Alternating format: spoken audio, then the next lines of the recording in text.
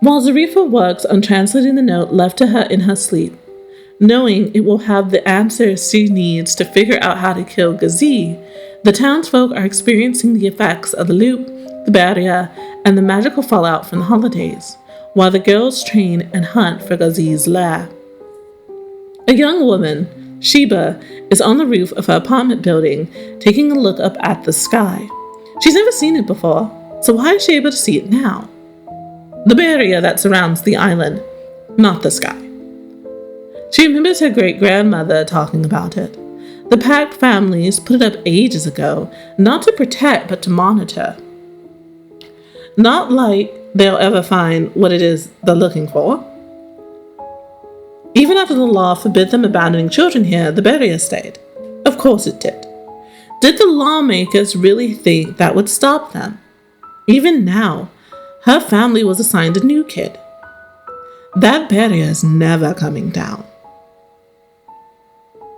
That's not really the thing that concerns her. Sheba realizes there are two barriers. One very close, sitting on the trail of sand they call a beach that goes all the way around the island. The other one is further out, ending somewhere in the waters. Her great-grandmother only ever noted one.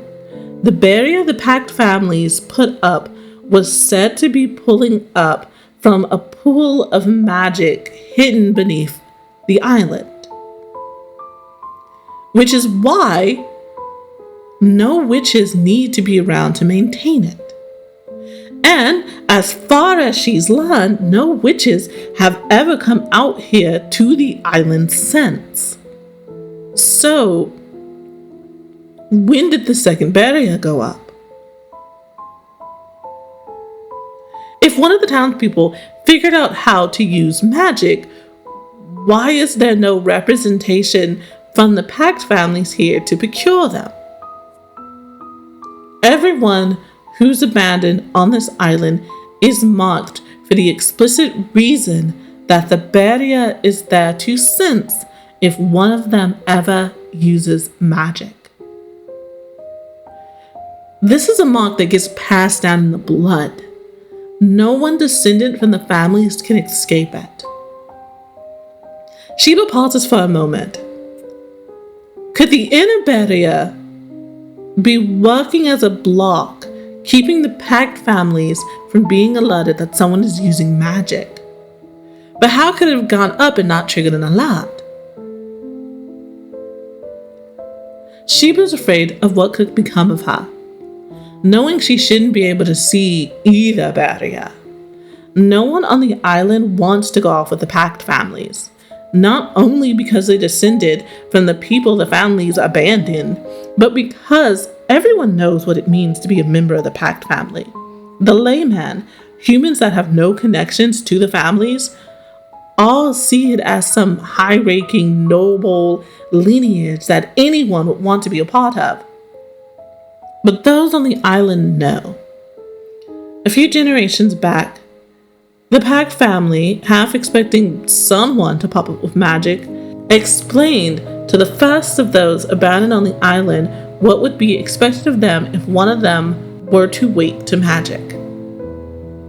The old people of the island passed down this knowledge, like one would fairy tales, to keep kids from running off into the woods and getting eaten by wolves.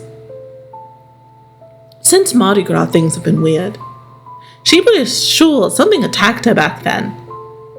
At least it launched at her. The memory of a black blur haunts her. Something's been telling her it didn't happen, it was probably a nightmare, but she can't get it out of her head, and each day the image becomes more and more clear. Sheba pauses again. Mardi Gras. Wasn't it Halloween? No, there were beads. There were Mardi Gras beads raining from the sky. Maybe someone ran out of Halloween candy and had some necklaces to spare?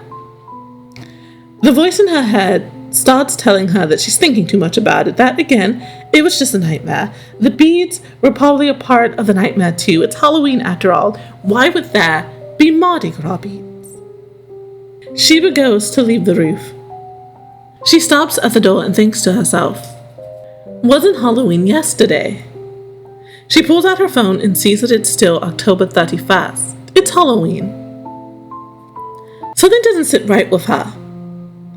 A voice, not her own inner voice, is yelling at her that yes, it is Halloween. However, Sheba thinks she can prove the voice wrong, and she rushes back to her apartment to ask her dad or mom or her new younger sister what day it is. She's sure something is wrong, but she gets to the door of her apartment and she knows no one's there.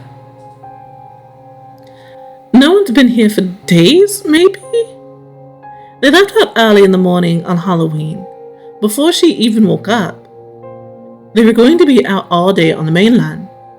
She goes into her apartment regardless, heading for her room.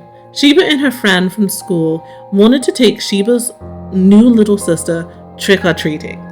Unfortunately, her sister had gotten sick or something, so her parents took her to the mainland to get a checkup. Sheba and her friend decided they would go trick-or-treating on her behalf and went out to get some candy buckets. That's when she ended up with the Mardi Gras beads that the voice in her head is telling her she never had. Sheba is certain she held on to one for dear life because she couldn't believe what happened that day. She gets into her room, she sees the bucket. There's some candy in it, and underneath all of that is one golden Mardi Gras bead. She holds it in her hand. It's warm to the touch, almost pulsating with life. Sheba knew something was wrong. It's been days, weeks, she fears it's been months. But this invasive voice in her head is still lying to her that it is still Halloween.